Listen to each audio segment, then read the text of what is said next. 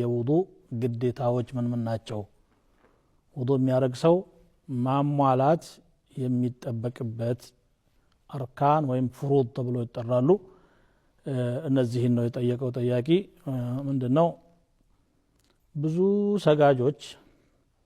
ሶላቱን ይሰግዱታል እንጂ የሶላቱንም ሆነ የውዱን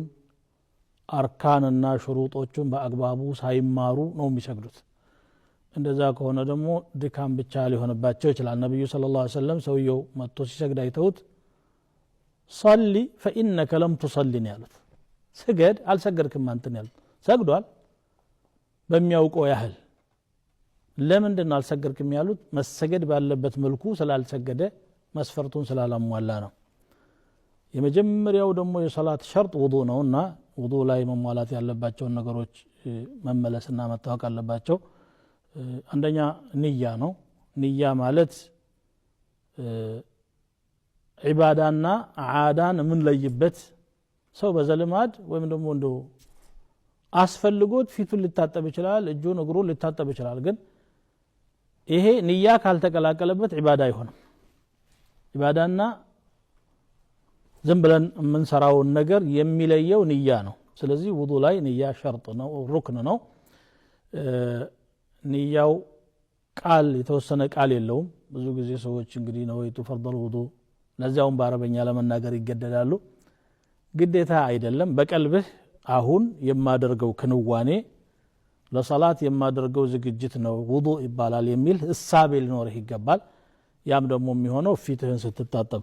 ውዱ ሲጀምር ማለት ነው ይሄ አንደኛው ነው ለቀውሊሂ ተዓላ ወማ ኡሚሩ ኢላ ሊያዕቡዱ ላህ ሙኽሊሲነ ለሁ ዲን አምልኳቸውን ለአላህ አጣርተው እንዲሰግዱ እንጂ አልታዘዙም ይላል ولقوله صلى الله عليه وسلم إنما الأعمال بالنيات ስራዎች ዋጋ የሚኖራቸው በንያ ነው ብለዋል ሌላኛው ሁለተኛው ፈርድ ፊትን ማጠብ ነው ፊትን ስናጥብ ዝም ብሎ ነካነካ አድርገው የሚያጥቡ ሰዎች አሉ ፊት የሚባለው ድንበር አለው መነሻና መድረሻ ከላይ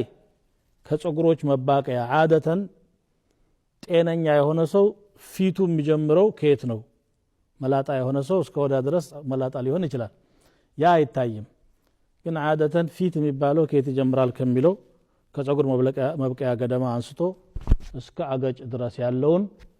ከዚህ ከጆሮ ጫፍ እስከ ጆሮ ጫፍ ድረስ ያለውን ዓሪضين ማጠብና እዚህ መካከል ያለው በሙሉ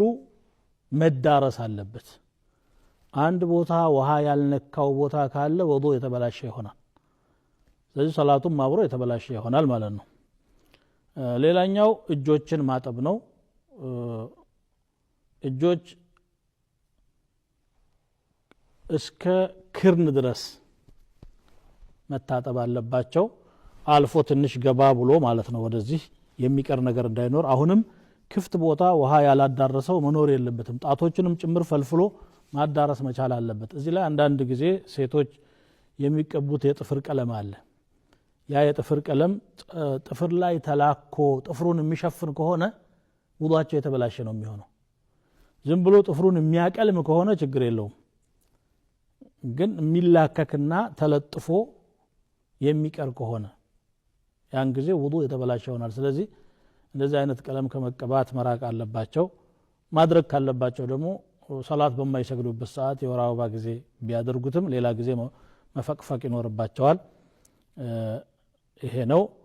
ሌላኛው ራስን ማበስ ነው ራስን ማበስ አንድ ፀጉርን ቢያብስ ችግር የለውም ይላሉ ሻፊዒዎች አንድ አራተኛው ካልታበሰ አይሆንም የኢማም አቡ ሐኒፋ አካሄድ ነው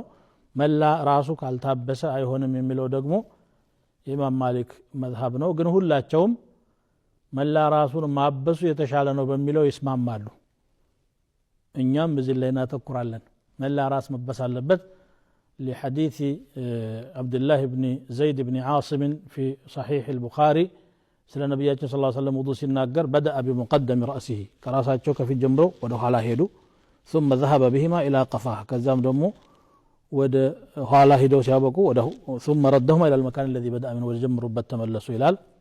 እግሮችን እስከ ቁርጭምጭሚት ድረስ በትክክል ማጠብ ነው